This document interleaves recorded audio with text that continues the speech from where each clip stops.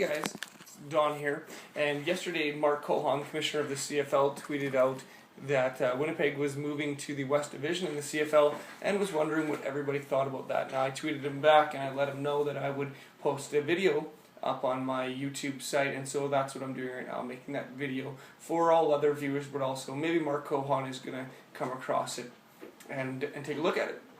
And so Mark, what do I think? That was your question.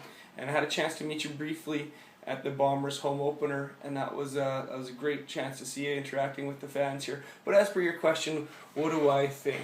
Well, let's first look at reviewing the facts, because there are some facts in the matter here. One of the facts is that when the Winnipeg Blue Bombers moved to the Eastern Division, they were given a sum of money by the CFL to do so. Now, reportedly, as the Winnipeg Blue Bombers moved back to the Western Division, there was no money in exchange for that move. Now, some fans are saying that that's great. Winnipeg should have actually paid to be in the West because that's where they belong. Now, that's talking about their history as in the CFL, and that Winnipeg, for 61 years, I believe it has been, was a Western Division team. Some fans also say that Winnipeg Blue Bombers will do better in ticket sales being a Western Division team because there's more draw for fans in Winnipeg to see teams of the like of BC, Calgary, Edmonton, and Saskatchewan.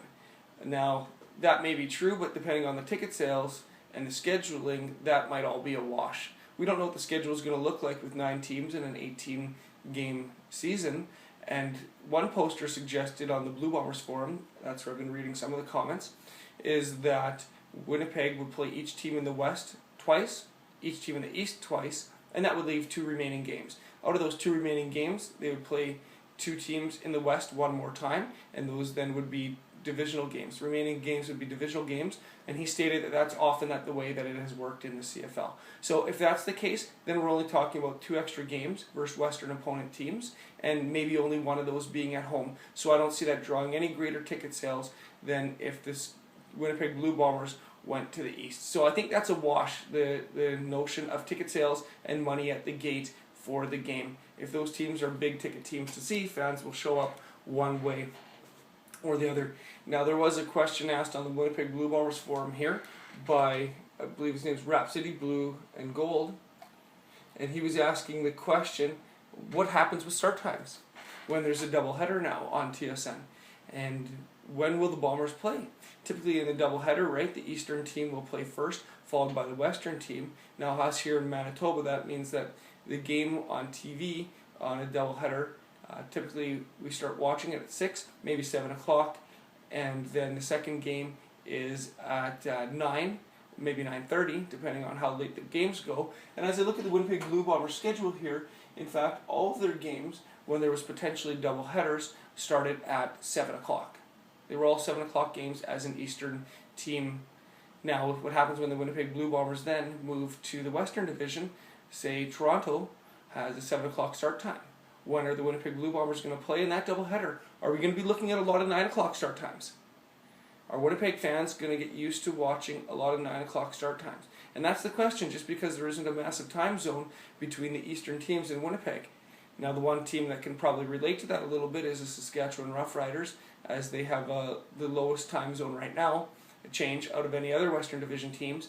But it'll be interesting to see. Are Winnipeg fans going to be getting used to a lot of later Friday night games? Is this just new culture that we're going to be embracing?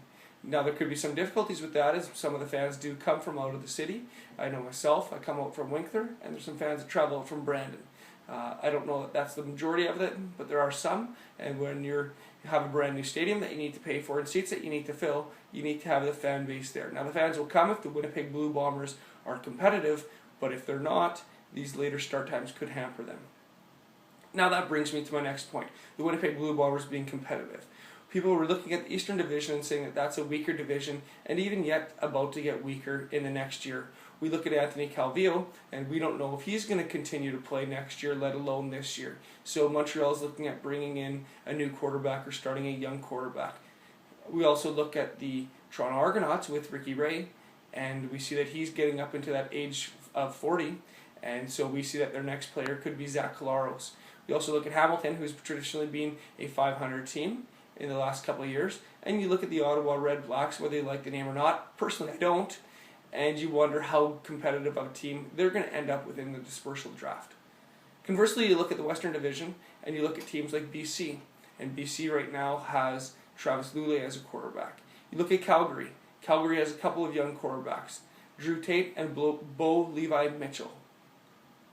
And you think that those quarterbacks are going to be, or could at least be, upper echelon quarterbacks in the next year or so, and that they could develop. So Winnipeg Blue Bomber fans were really looking forward to seeing Montreal's quarterback Anthony Calvillo retire, as he's one of the greatest quarterbacks, if not the greatest, that has played in the CFL or both leagues. He's got a record of that transcends the CFL and the NFL. So Winnipeg Blue Bomber fans are looking forward to the day that he retires, but now we're moving into a division with tougher quarterbacking. Now, you can't predict the future, and you don't know where the quarterbacks are going to be, but it looks like a bad move if the Blue Bombers are going to be hunting down playoff spots.